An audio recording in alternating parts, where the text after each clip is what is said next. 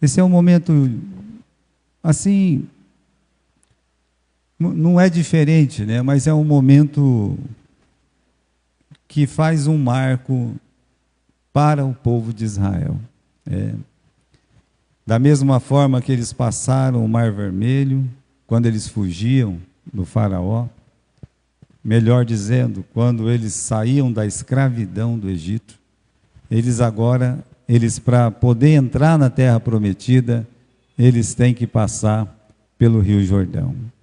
Ou seja, é um novo desafio que eles têm, que Deus coloca diante deles. É interessante os desafios que Deus coloca diante de nós. Vamos tentar falar sobre isso um pouco depois.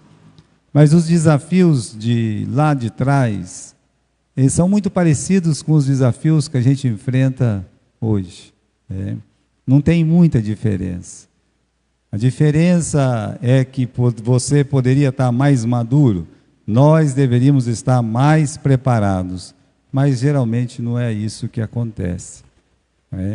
Não é porque eu passei por um mar vermelho que eu então vou olhar e já vou atravessar o Rio Jordão. Só para os irmãos terem uma ideia, das duas pessoas que atravessaram o Mar Vermelho, aliás, aquela grande multidão que atravessaram o Mar Vermelho, só duas aí acima dos 40 que estão atravessando esse Rio Jordão. Para ver a dificuldade, A gente olha para trás e vai ver o quê? Vai ver que muitos nem conseguiram chegar na frente do Rio Jordão. Agora, meus irmãos, tinha um rio no meio do caminho, Tem um mapa de Canaã, não sei se tem aí um mapa, está com o mapa aí, Felipe? Eu mandei uma imagem com o mapa, mas eu não sei se chegou a tempo para a irmã Nora, E só queria mostrar o mapa, para ver, deve estar num outro site aí, que eu mandei para ela, site não, num outro arquivo, para os irmãos verem que a divisão aqui, às vezes a pessoa não tem uma ideia definida, mas vamos tentar definir essa ideia. Tem aí? Não tem?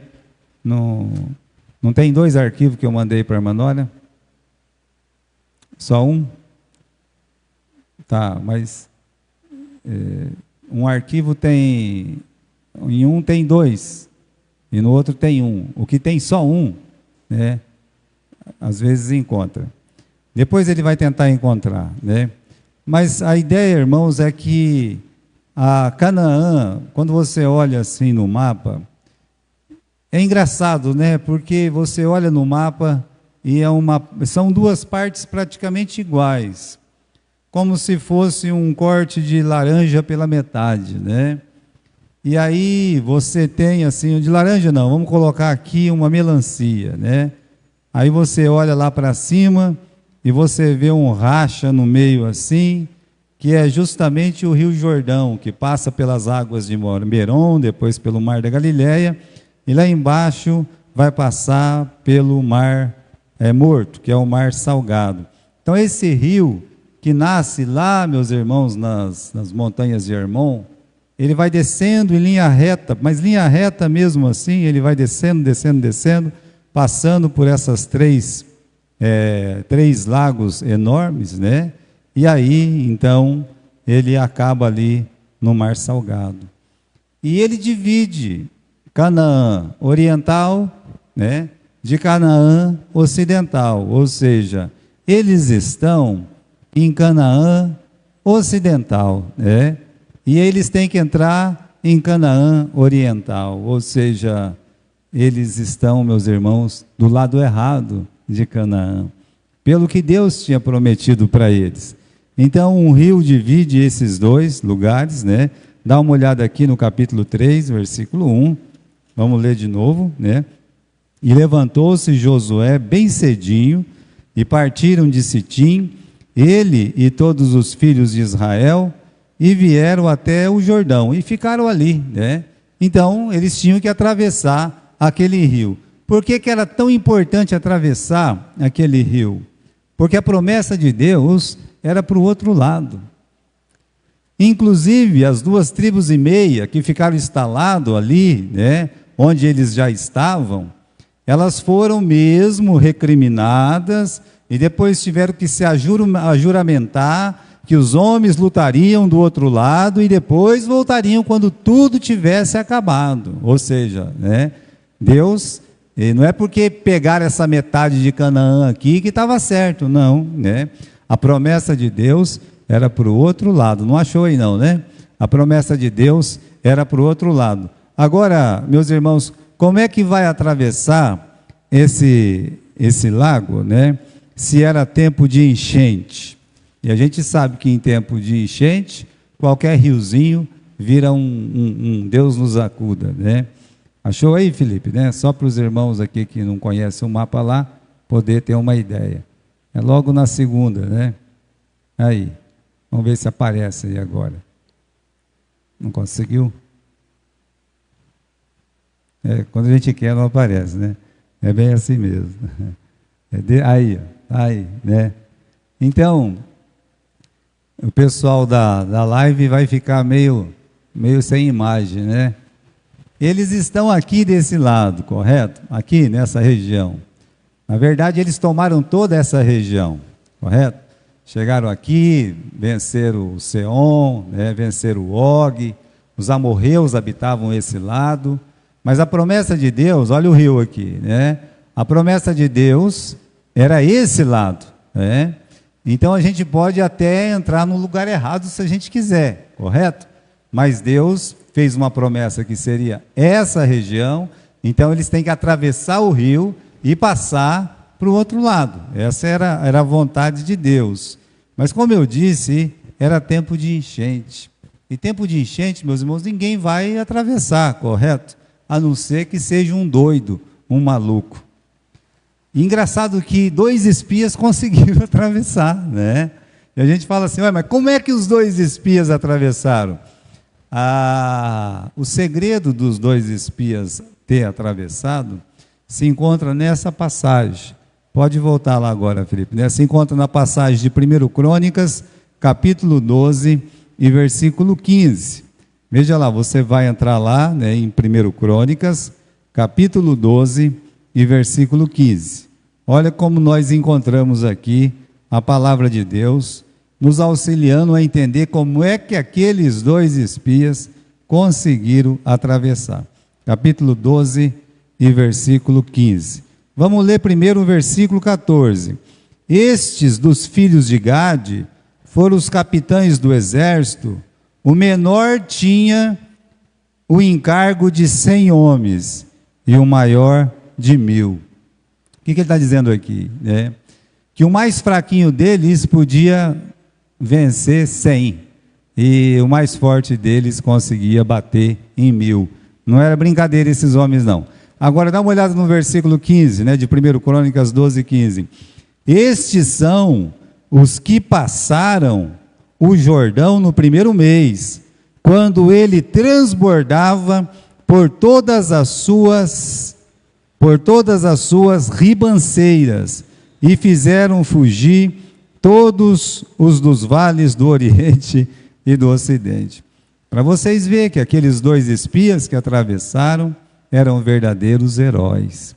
Então, quando você pensar por que o Josué mandou esses 2, é porque os 2 eram homens muito, mas muito valentes mesmo, né? Agora, uma coisa é você mandar 2 espias, heróis, atravessar aquele rio em tempo de transbordamento. Outra coisa é você pegar criança recém-nascida, mulheres grávidas, pessoas de idade. Aí não, né, meus irmãos, né? Todos eles tinham que atravessar. Nós estamos falando aí de quase 600 mil pessoas. Então, mais de 600 mil pessoas. E eles iam atravessar. Portanto, né, que como é que ia fazer? Se eles atravessam nadando, todo mundo nadando também, quando eles chegam lá do outro lado, o inimigo vai dar uma paulada na cabeça deles e vai matar de repente. Por isso, assim, Deus, Ele queria que fosse naquele momento, exato naquele momento. Por quê? Para não ficar nenhuma dúvida que era Deus que estava colocando eles naquele lugar. que era uma obra divina e não do homem.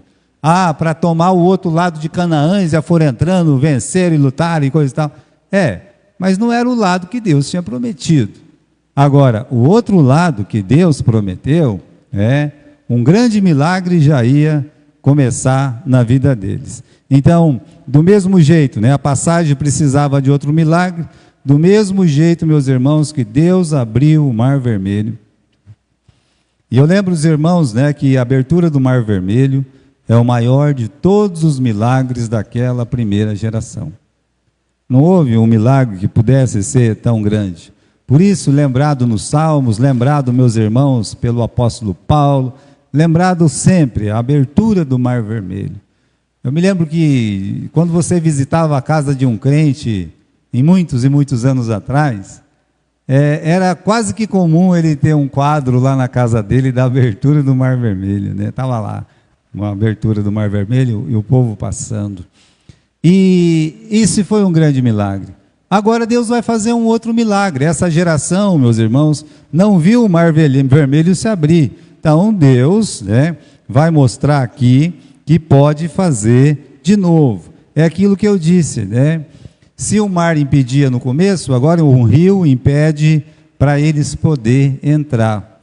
O que eu falei para vocês a princípio é que situações semelhantes acontecem na nossa vida, no curso da vida espiritual. Coisas muito parecidas. Problemas do passado devem servir para nos animar nos mesmos problemas do futuro.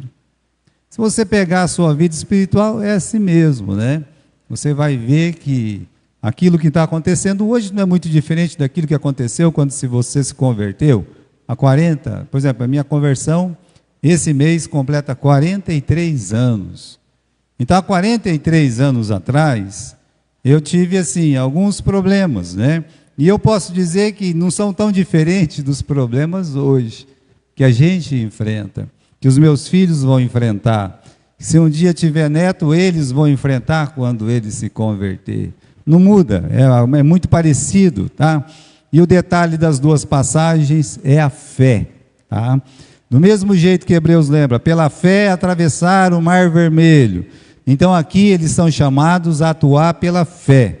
Ou seja, sacerdotes vão pisar com a planta dos pés deles, ou seja, descalços ali no Rio Jordão. O Rio Jordão ele não vai se abrir porque o rio não se abre, Ele para em um dos dois lados e as pessoas teriam que atravessar enquanto um montante de água subia e se aglomerava do lado deles. Então, irmãos, a mesma fé que teve lá atrás é a fé que precisava agora nesse momento. Todas as gerações que servem a Deus precisam ter a sua própria fé. Muitos anos atrás os crentes tinham fé. Deixa eu dizer, tinha do jeito que tem hoje, tá? Do jeito que tem hoje. Aliás, pode ser que tinha um sacrifício a mais e outro para ir na igreja, mas hoje eles têm também. É muito comum a gente olhar e dizer assim, quando eu morava em tal lugar, e é verdade mesmo, Quando eu estava em Galha, chegava quarta-feira ou domingo à noite, era muito, mas muito comum ver aquele pessoal do sítio, não vinha para a nossa igreja, mas vinha para as outras igrejas, Era aquele monte de trator chegando, cheio de gente e tal e coisa. Quando não tinha trator, na quarta-feira, eles vinham a pé mesmo, tá? Eles eram meio firmes. Mas hoje, irmãos, não é muito diferente. Por quê? Porque as pessoas trabalham o dia inteiro, como aquele pessoal também trabalhava o dia inteiro. Eles chegam cansados em casa, eles têm muitas tarefas, há muitas atividades, e quando eles chegam na igreja, eu acredito, é pela fé, é porque eles venceram todos os desafios para estarem aqui. Então eu louvo a Deus por isso. Vamos ver a cronologia da travessia. Tudo que aconteceu naquele dia. Primeiro, eles caminharam até chegar o Jordão. Eu acho bonito, porque no versículo 1 diz assim, que eles levantaram bem cedo, Veja que eles estão caminhando, sempre caminhando avante, Aí podia pensar assim, como as mulheres estavam pensando, como é que nós vamos remover a pedra? Não é assim no tempo de Jesus, quando Jesus morreu? Elas nem estavam na frente da pedra ainda, a preocupação era a pedra. Eu percebo que essa geração que está indo para o Rio Jordão, eles, me parece, meus irmãos, mais preparados. Por quê? Porque ninguém vai perguntar, como é que nós vamos atravessar o Rio Jordão? Ninguém pergunta. Acho bonito isso, da parte dessa segunda geração. Porque a primeira geração estava preocupada como é que eles iam atravessar o Mar Vermelho. E Deus ensinou que o mar não era impedimento. Agora, essa geração, ela não murmura, ela não fica batendo o pé ali, ela não teme, ela não acusa Josué, ela não acusa, meus irmãos, a Deus, não quer voltar para o Egito, não quer ficar ali daquele lado, de lá. O que aconteceu? Você vê que essa geração aprendeu com a outra, né? Olha, se você quiser viver os problemas de amanhã, está tudo bem, sabe? Viva. Vai sofrer 2 vezes. Um dia antes, porque nada aconteceu, e lá amanhã, quando os problemas acontecerem. Como é que eu vou arrumar dinheiro para pagar? Olha, deixa a conta chegar primeiro, né? Você é um filho de Deus, Deus vai suprir, Deus vai fazer alguma coisa, Deus vai operar alguma coisa, né?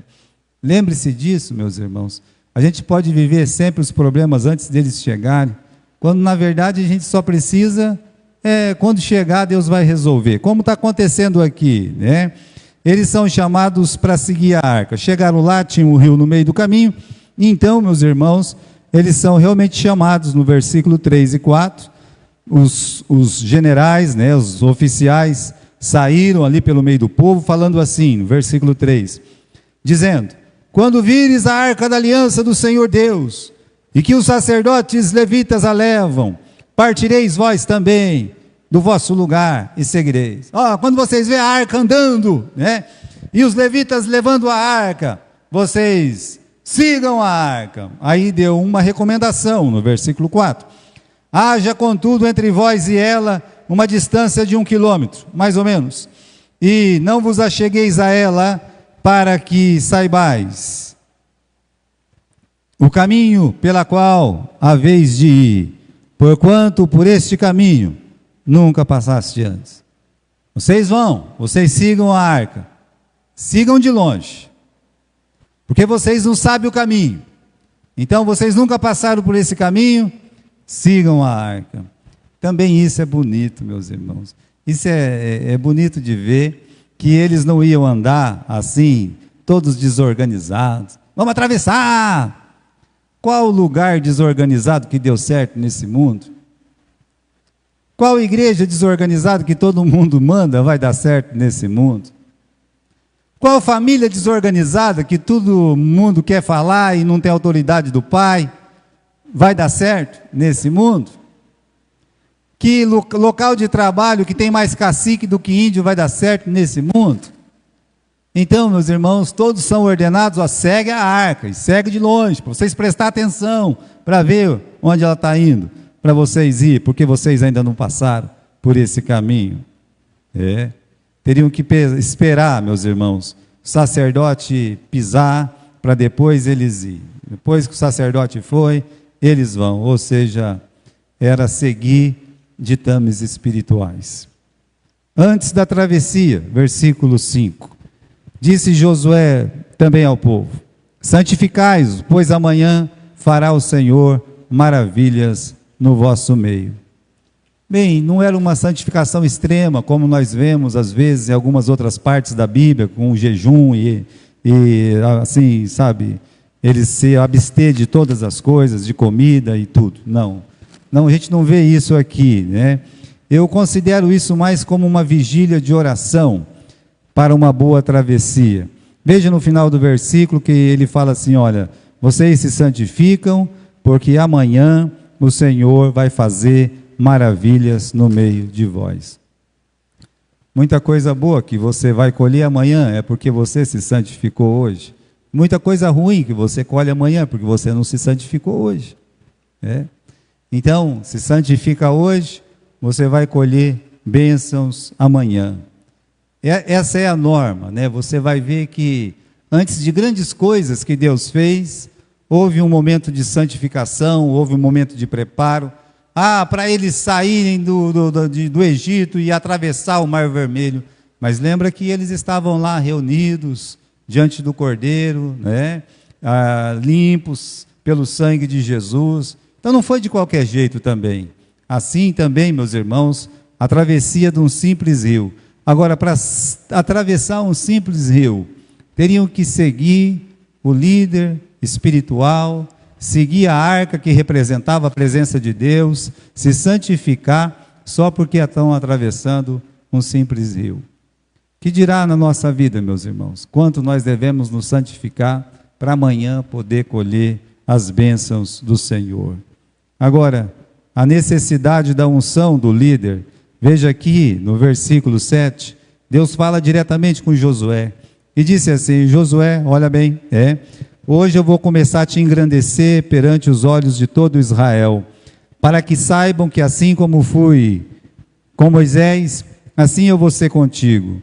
E tu ordenarás aos sacerdotes que levam a arca da aliança, dizendo, quando você chegar à beira das águas do Jordão, vocês parem. Então Deus chega, olha para Josué e diz: Josué, eu vou te engrandecer hoje. Quantos anos levou para que Deus falasse isso para ele? Os irmãos conseguem aí bater na cronologia? Quantos anos desde que ele foi escolhido para liderar aquela batalha lá em Refidim contra os amalequitas? Quantos anos? 40 anos. Tudo que o servo fiel tem que fazer é esperar o dia dele com paciência. Espere o seu dia. O seu dia chega. Eu saí para fazer o seminário, eu tinha 17 anos de idade. Com 18 já mandaram eu de volta lá para Cornélio, porque o pastor de lá saiu e foi embora, e ficou sem pastor. Com 19 fiquei com o pastor João lá, e no final eu vim para Galha. Comecei a tomar conta da igreja com 19 anos. E fui ordenado quando eu tinha 25. 17, 18, 19, 20, 21, 22, 23, 24, 25. Eu nunca pedi para ser ordenado. Eu nunca pedi para ninguém colocar a mão na minha cabeça. Um dia o pastor João estava lá em Galha, um irmão olhou e disse: pastor, por que o pastor o Gilberto não pode ser ordenado? Isso foi o que o pastor João me disse. E aí ele olhou e falou com esse irmão, e depois mandou uma carta para mim, dizendo: olha, prepara as coisas, porque tal dia sua igreja quer ordenar você. E eu vou fazer parte dessa ordenação. Eu devo ter a carta até hoje, eu preciso procurar. Nunca fui atrás de nada. Eu nunca fui atrás de uma igreja para tomar conta dela também, assim, nunca. Quando eu aceitei ser o pastor lá em Galha, é porque a igreja tinha uma necessidade, uma necessidade muito grande, e não tinha ninguém que ia para lá. Então, eu, na verdade, me candidatei a pastor, eu falei: olha, se ninguém quer ficar lá, eu posso pregar lá na quarta-feira. Tudo que eu tinha dito para o pastor João era isso, eu só não sabia que eu ia ficar cada 12 anos lá, mas na minha cabeça, na minha concepção, só me candidatei para ir lá, para pregar na quarta-feira. E de cara já falaram: olha, não tem pregador nem na quarta, nem no sábado, nem domingo, e tem um trabalho lá em Infernão que está fechado, está parado. Então você precisa ver se você quer isso. Eu digo: bem, então...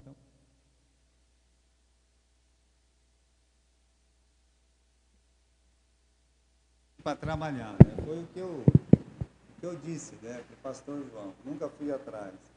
E olha o que Deus está fazendo com Josué, versículo 7, hoje eu vou te engrandecer perante os olhos de todo Israel, para que saibam que assim como fui com Moisés, assim eu serei contigo.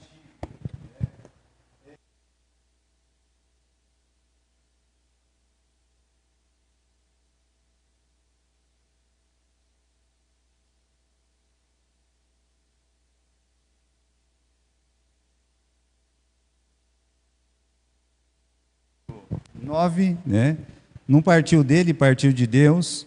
Josué então conversa com o povo, olha lá o versículo 9. Então disse Josué aos filhos de Israel: chegai-vos para cá e escute as palavras que o Josué tem para dizer. É isso que está escrito aí? Não. Veja o que está escrito aí. Vem para cá, povo, né? E escute as palavras que Deus, que o Senhor Deus tem para dizer para vocês. Isso é muito belo também da parte de Josué. Escute aqui que eu tenho uma palavra de Deus para você. Qual que era a palavra de Deus, né? Então aí ele faz o quê? Versículo 10. Disse Josué: nisto vocês vão conhecer que o Deus vivo está no meio de vós, e que certamente lançará diante de vós os cananeus, heteus, heveus, perizeus, gigazeus, amorreus e jebuseus. Ele chama as pessoas para ouvir a palavra de Deus e diz depois: olha, Deus está no meio de vocês. Ele poderia falar dele: ó, Deus me ungiu para ser o líder de vocês, eu quero que vocês me sigam. Não, ele simplesmente disse: olha, tem uma palavra de Deus, e a palavra de Deus é que Deus está no meio de vocês. O papel do líder é esse mesmo, né? É ser essa janela transparente para que os irmãos saibam que Deus está no meio deles. Não é o que Josué ia fazer, o que Deus ia fazer por eles. Para que as pessoas possam chegar nessa conclusão: com Moisés ou sem Moisés, Canaã será o presente de Deus para o seu povo. Com Josué ou sem Josué, não é Josué que está na frente deles. Poxa vida, ainda bem que é Josué, porque é ele que lutou as nossas batalhas lá em Refidim, né? E agora ele é bom general para ganhar desses cananeus. Não, irmãos, de jeito nenhum. Ele coloca sempre Deus: olha, Deus é que está no meio de vós, e vocês vão vencer essas 7 nações. Você sabia que lá, quando eles recusaram entrar, eles tinham medo de 5 nações, só 5 foram mencionadas. Aqui, ele de cara já menciona logo 7. Vocês vão ter que vencer essas 7 nações. Vocês não, Deus que está no meio de vós vai expulsar essa nação aí, né? Então, irmãos, a gente não pode dizer, você como um líder de uma classe, ou um líder de uma igreja, ou que seja, olha, Deus está comigo, né? É melhor você dizer: Deus está no meio de vós. E se uma pessoa pode dizer: olha, Deus está com esse pastor, ou com esse líder, ou com esse irmão, é melhor que ele diga: olha, Deus está no nosso meio. Aí sim, por quê? Porque não é o líder, né, que é o grande bam. Eles lembram que tudo depende de Deus. Então, a necessidade da unção desse líder. Na página seguinte, Felipe, tem uma coisa aqui, né? Depois a gente volta para essa outra. O verdadeiro servo de Deus sabe que Deus está com ele, não para a sua glorificação pessoal. Não tem nada a ver com que o nome dele, o nome maior da denominação que ele dirige, né? Não, né? Mas para que o bem-estar do povo de Deus seja realizado. Então, o que vai acontecer de bom para ele, irmãos, não é importante, né? Importante é o que Deus pode fazer no meio das pessoas que ele lidera. E pouco ele vai se importar com o quê? Que a estima que os homens têm ou não com ele, né? Porque a estima humana, ela é sempre passageira. Hoje as pessoas vão dizer: olha Samuel, ore por nós. E depois de 40 anos eles vão dizer: Samuel, a gente não quer mais você, a gente quer que você, né, escolha um rei aí. Então, ele sabe, meus irmãos, que a estima não é com ele, né? Eles têm que estimar a Deus. Então, ele entra consciente, ele sai consciente de que Deus tem que ser glorificado. Eu vejo isso na vida de Josué, né? No começo, no meio, no fim. Ele está aqui ainda, né, forte, vai durar muitos anos ainda. Tem aí 1/3 da vida praticamente pela frente. E ele está aqui glorificando a Deus. Não o que eu posso fazer. Escuta, né, o que Deus tem para falar para vocês. Deus está no meio de vocês. vocês vão vencer esses inimigos. É isso que ele fez, né? Aí, meus irmãos, no versículo 17, vai lá no final, né? Eles conseguiram atravessar. Não, vamos voltar. Nós pulamos, né, Felipe? Vamos voltar. A ação divina em segurar as águas. Então, essa é a cronologia. Eles param no Jordão, né? E depois eles têm que aprender que tem que seguir a arca. Josué manda eles se santificar. Depois, o próprio Josué, né, diz para eles que é Deus que vai colocar eles lá dentro, que é uma coisa de Deus na vida deles. E aí, por fim, meus irmãos, eles vão atravessar. A travessia acontece do versículo 15 até o versículo 17. Vamos ler, né? Versículo 14. E aconteceu que, partindo o povo das suas tendas para passar o Jordão, levavam os sacerdotes a arca da aliança adiante do povo. E quando os que levavam a arca chegaram ao Jordão, e os seus pés se molharam na beira das águas, porque o Jordão transbordava sobre todas as suas ribanceiras, todos os dias da ceifa, pararam-se as águas que vinham de cima, levantaram-se num montão, muito longe da cidade de Adão, que está no vale de Zaretã, e as águas que desciam ao mar das Campinas, que é o mar salgado, foram de todos separadas. Então passou o povo em frente de Jericó. Porém, os sacerdotes que levavam a arca da aliança do Senhor pararam firmes em seco, no meio do Jordão, e todo Israel passou a seco, até que todo o povo acabou de passar o Jordão.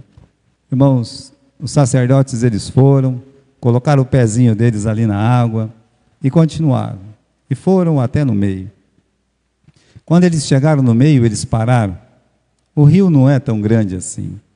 E deu tempo das pessoas, todas elas, todos, homens, mulheres, crianças, pessoas jovens, pessoas de idade, casais, todos eles, com tudo que eles tinham, passou de um lado para o outro do rio. Uma bênção de Deus. Do mesmo jeito que foi lá do Mar Vermelho, agora aconteceu novamente. Agora, irmãos, eu não sei, mas olhar para aquilo ali dá um pouco de medo na gente. As águas vinham, só cresciam, e de transbordando que estava o rio, então cresciam cada vez mais, né? Fica aquele montão de água, né? A gente sabe o que acontece quando uma boca d'água estoura, né? Uma cabeça d'água, como é chamado, estoura. Ou quando se rompe, né, uma barreira. Olha só, vê o que aconteceu com Brumadinho.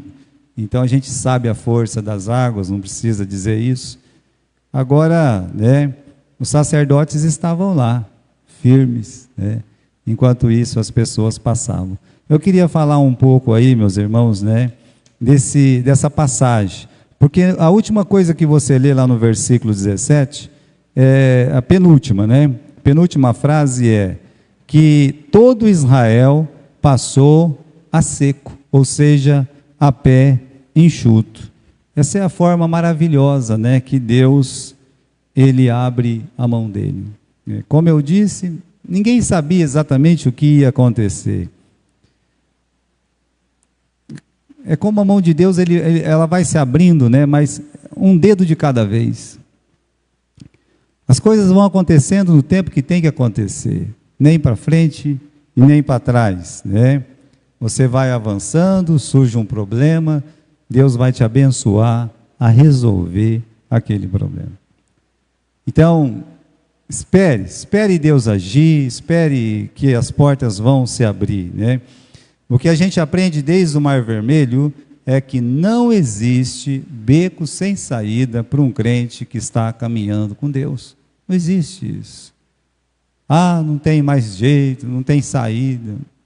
Olha, isso absolutamente não existe. Eu sei que muitas famílias cristãs, crentes hoje, têm problema com filhos. E aí chega um momento, né, vamos ver que um filho está muito envolvido com uma coisa ruim. O pai ou a mãe que é cristão chega e pode dizer: ah, não tem mais jeito, né? A gente nunca pode dizer isso, meus irmãos, porque a mão de Deus, ela vai se abrindo, e conforme ela vai se abrindo, a gente vai ver que não existe beco sem saída, não existe montanha que não seja transponível, né? Sempre a barreira é menor do que o socorro que Deus, ele dá. Deus, ele não precisa antecipar os meios de socorro. Ele não precisa falar, eu vou fazer assim e assim para você se livrar dos seus problemas. Ele não fez isso lá no Mar Vermelho, ele esperou as pessoas ter o problema do Mar Vermelho, depois ele abriu, né? A única coisa que ele pediu é, vocês têm que marchar, vamos lá, avança, né? E a mesma coisa está acontecendo aqui no Rio Jordão. Tem o problema? Tem. E agora? Bom, vamos esperar para Deus resolver esse problema aí para a gente. Deus sempre abre uma porta. Nunca Ele vai nos abandonar. Por isso, aquele texto é quase um salmo, né? Lá em Isaías 43, se você não tem a sua Bíblia, você pode ler aqui, né? O começo daquele versículo diz: quando você atravessar as águas, eu vou estar com você. Quando você atravessar os rios, eles não vão te encobrir. Depois fala do fogo, etc. Mas começa assim esse versículo maravilhoso. Quando você tiver que atravessar um rio, né? Tem um rio no meio do caminho. Bom, não tem problema. Olha a promessa, meus irmãos. Eles não vão te encobrir. Aí eles passaram a pé enxuto, é verdade. Mas os espias, por exemplo, teve que nadar. Não é verdade? E às vezes a gente precisa até de uma canoa para atravessar. Deixa Deus decidir como você vai ter que atravessar esses impedimentos na sua vida. Agora vamos falar desses sacerdotes, a ação de fé deles, porque aqui, meus irmãos, no versículo 17, vamos voltar lá, capítulo 3 de Josué, versículo 17, os sacerdotes que levavam a arca do Senhor pararam firmes em seco, no meio do Jordão. Coitado deles, eles que são escalados, vocês estão escalados, para quê? Para mostrar para as pessoas o que é fé. Como assim? Vocês que estão segurando a arca aí, cada um segurando a arca no ombro, vocês estão escalados para mostrar para as pessoas o que é ter fé em Deus. Talvez de tudo que nós temos nessa travessia, essa, meus irmãos, é a mais brilhante de todas elas, né? E aí, os líderes da igreja, todos eles, o pastor, um irmão que trabalha em qualquer área da igreja, pode ser com jovens, pode ser com adultos, pode ser com criança, pode ser na limpeza, pode ser na música, pode ser em serviços gerais, pode ser na secretaria, pode ser na tesouraria, olha, não importa. Todos os líderes da igreja, eles são chamados a ter fé. Eles devem ser o exemplo de fé. Eles estão carregando alguma coisa.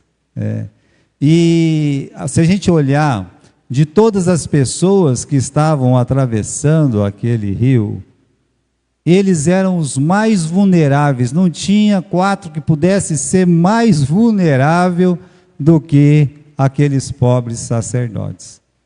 Afinal de contas, quando eles colocaram o pé ali, as águas estavam correndo e as mãos deles estavam ocupadas. Não é verdade? Eles tinham que estar aqui, meus irmãos, com as mãos atentas, segurando a arca, para atravessar aquele rio. Não pode nem nadar e não pode nem soltar. Eles não podem pensar neles próprios. Eles só podem, meus irmãos, pensar que eles têm nas costas a glória de Deus. É muito interessante isso, né, no trabalho espiritual. Porque é a única coisa mesmo que uma pessoa que serve a Deus, ele deve pensar. Deve pensar nele? Não, nele jamais. Isso é um suicídio, colocar o pé ali naquele rio transbordando. Não, a única coisa que ele tinha que pensar é, Deus me mandou, estou carregando a arca aqui, né?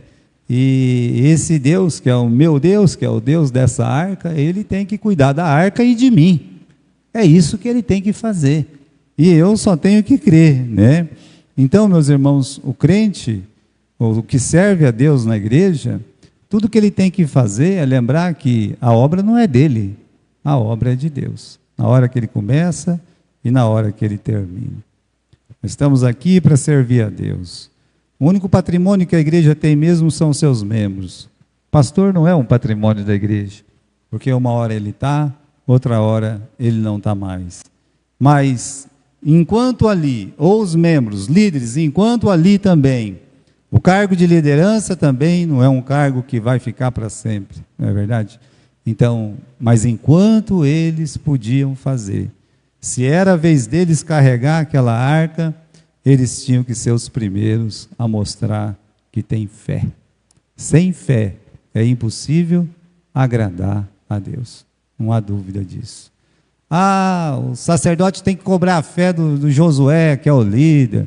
O sacerdote ali tem que cobrar a fé daqueles príncipes, dos 2 espias. Não, de jeito nenhum. Os 4 estão ali liderando tudo. Eles tinham que eles mesmos pensar, nós somos um exemplo de fé aqui, gente, né? Nós somos um exemplo de fé, né? Muito linda essa passagem daquilo que eles fazem. Então, meus irmãos, continuando, né? Um passo de cada vez, ter a paciência, muita paciência, até que todos terminem bem, né? Como eu disse, alguns até vão voltar porque preferiram ficar do outro lado. Mas tenha paciência, que todos vão conseguir atravessar. Agora, para terminar, o significado espiritual aqui dessa passagem, né? A palavra-chave, irmãos, para eles que estão de um lado e precisam atravessar do outro, e tem um problema no meio, é avançar. Avançar. Na próxima tela, nós temos o versículo de Filipenses 3, 13 e 14. Conhecido nosso também esse versículo. Esquecendo-me das coisas que para trás ficam, avançando para as que estão diante de mim, prossigo para o alvo, pelo prêmio da soberana vocação de Deus em Cristo Jesus. Soberana vocação de Deus. É o chamado pessoal que Paulo tinha. O que contava para ele era esse chamado pessoal que ele tinha, um trabalho que ele tinha que entregar para Deus. A evangelização dos gentios. Ele foi encarregado dessa incumbência. Eu tenho que pregar o evangelho para os gentios. Então o que ele tinha que fazer? Ele tinha que esquecer das coisas que tinham ficado para trás e avançar para que estava na frente dele. Para trás. Quanta coisa maravilhosa aconteceu com o apóstolo Paulo lá atrás. Abriu igrejas em todos os lugares. Foi lá na Antioquia da Pisídia, em Listra, Icônio, Derbe, né? Depois ele foi lá, fez a segunda viagem missionária, foi para Filipos, foi para Tessalônica, foi para Atenas, foi para Corinto, né? Fez a terceira viagem missionária, evangelizou toda a região da Ásia a partir de Éfeso. Você vê, foram muitos anos para fazer essas 3 viagens. Mas ele não olhava para trás, para bater no peito e se gloriar. Olha aqui, né? E também não parava, porque já fiz muito para Deus, né? Isso é uma coisa das mais ridículas que eu escuto às vezes, mas eu tenho que ficar quieto, né? Eu não posso falar nada. É a pessoa dizer, eu já fiz muita coisa para Deus. Fez o quê? Não fez mais do que a vocação soberana que Deus deu para ele. Paulo disse, ai de mim se não fizer. Olhar para trás, meus irmãos, para se gabar, é pecado maior, é pecado grande, né? O tempo que se perde para olhar para trás, para as glórias. Agora, pior, é olhar para todos os fracassos. Não quero nem atravessar. Por que você não quer atravessar? Meu pai não atravessou, então eu também não vou atravessar. Isso podia dizer uma coisa dessa? Não podia? Tadinho do meu pai, ficou enterrado no deserto, minha mãe tão boa. Podia, meus irmãos, podia se zangar com Deus pelo destino, por todas aquelas coisas, né? Mas eles não fizeram isso. Não tinha tempo nem para ficar se gabando do passado, abrir o Mar Vermelho, né? E nem para se contar derrota, sabe? Porque o crente que quer parar de fazer as coisas, ou ele está contando vitória do passado, ou ele está contando derrota do passado. E não vai acontecer mais nada na vida espiritual dele. Não dá para acontecer mais nada. Tem muito troféu na cabeça dele, então ele não consegue. Tem muita crise na cabeça dele, ele não consegue. Mas Paulo está dizendo aqui nesse versículo: vamos avançar para as coisas que estão adiante de mim. Tem mais uma cidade. Quando preso em Roma, não podia mais sair daquela casa, ele fez daquela casa um ponto de pregação da palavra de Deus, e muitas pessoas iam visitá-lo, e ele pregava o nome de Jesus, sem impedimento, né? Ou seja, ele olhava sempre para frente, que é o que a igreja deve fazer sempre. Deixe o passado para trás. Atrás ficam vitórias e muitas derrotas também. Você nem viva das vitórias do passado, né? E também, né, nem deixe de avançar por causa das derrotas do passado que você sofreu. Atrás ficou quem? Quem vivia reclamando. Ou quem achava que já estava bom demais aquele lugar ali, não precisava mais avançar. Correto? Então essas pessoas ficaram para trás. As crises ficaram para trás, as glórias ficaram para trás, e eles têm que fazer o quê? Avançar para as coisas que ficam adiante, né? Promessas maravilhosas de Deus. Tudo que Deus prometeu, a terra que mana leite e mel, estava bem ali. Tudo que eles tinham que fazer é atravessar. Mas para ter essa terra que mana leite e mel, vão ter que lutar, vão ter que fazer, meus irmãos, depender completamente de Deus. Não é uma luta, são uma luta atrás da outra, continuamente, sem parar, para que eles possam comer, beber desse leite, né, e tomar desse mel. Então não existe terra que mana leite e mel sem luta, sem coragem, sem fé, para que a pessoa possa realmente ter, meus irmãos, aquela alegria de dizer: olha, estou aqui, né? Estou servindo a Deus, estou nesse leite e mel aqui.